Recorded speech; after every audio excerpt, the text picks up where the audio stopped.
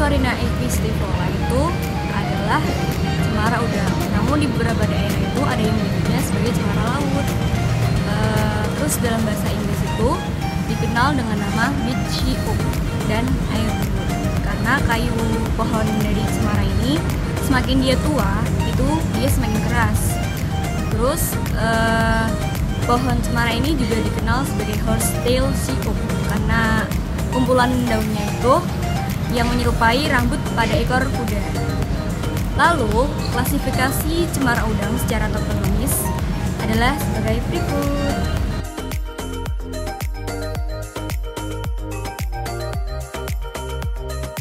Pohon cemara udang adalah tumbuhan berbunga dan berkayu dari famili Casuarinaceae.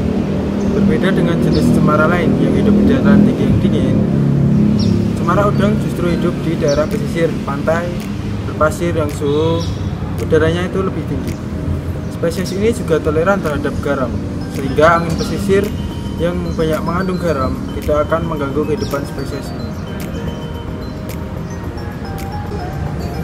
Pohon cemara udang memiliki daun yang kecil, silindris, bersisik.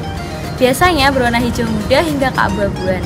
Batang pohon ini tertutupi oleh kulit kayu yang keras dan bertekstur kasar.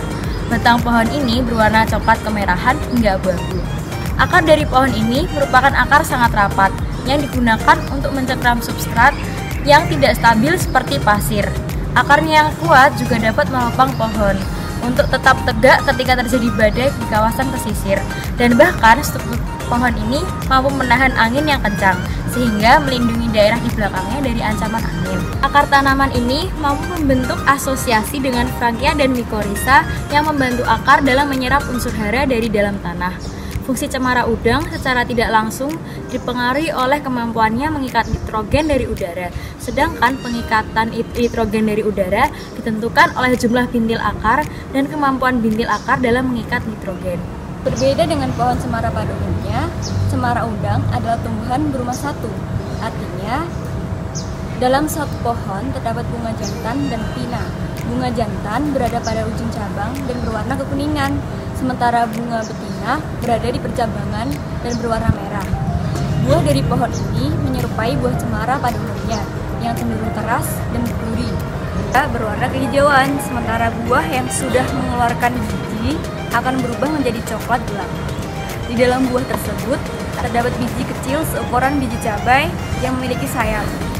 Dalam satu buah terdapat 7-9 biji yang ketika buah itu pecah, biji tersebut akan terbang dan disebarkan oleh angin. Pohon cemara udang kebanyakan ditanam di sepanjang pantai untuk menahan kekuatan angin yang menerpa daerah pesisir dan untuk meneduhkan kawasan pesisir. Tanaman ini juga berguna untuk menahan erosi dan membantu proses nitrifikasi di dalam tanah, karena perakaran tanaman ini bersimbiosis dengan mycorrhiza yang mengikat nitrogen. Kawasan reklamasi untuk membantu menstabilkan tanah di kawasan tersebut. Selain itu, pohon ini juga dikenal mampu menghasilkan pembakaran yang baik, sehingga di beberapa kawasan pohon ini dijadikan sebagai kayu bakar.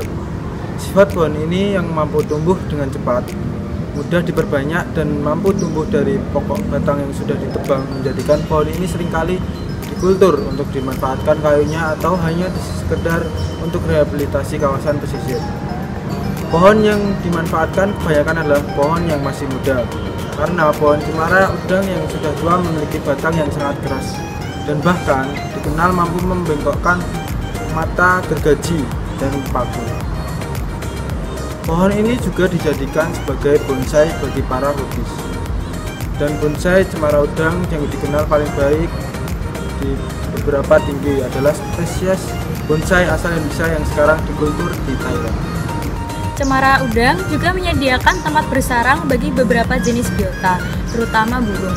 Pohon ini dapat menyediakan privasi dan perlindungan bagi burung dari keadaan alam yang ekstrim maupun dari pemangsa.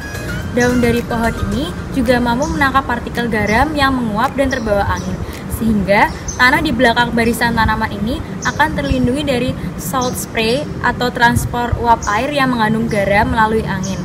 Namun, spesies ini juga menimbulkan beberapa permasalahan di daerah subtropis, di mana tanaman ini tumbuh dengan sangat cepat dibanding dengan tanaman lokal yang ada di kawasan tersebut. sehingga dapat mengancam pertumbuhan dan kehidupan spesies lokal karena spesies ini lebih kompetitif. Selain itu, serbuk sari yang dihasilkan tanaman ini juga mampu menimbulkan alergi dan iritasi bagi masyarakat di iklim subtropis. Oke, jadi sekian dari kami. Semoga apa yang telah kami sampaikan bermanfaat bagi kita semua. Cukup sekian, sampai jumpa lain waktu. Dadah!